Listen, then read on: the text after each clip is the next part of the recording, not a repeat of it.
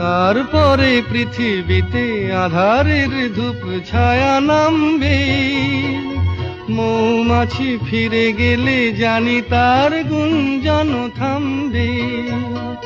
সে আধার নামুক না, গুঞ্জন থামুক না, কানে তবু রবে তার রেস্ত।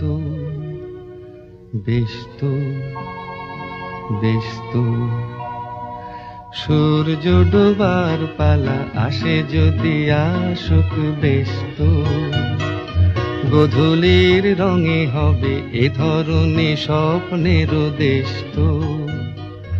বেস্ত বেস্ত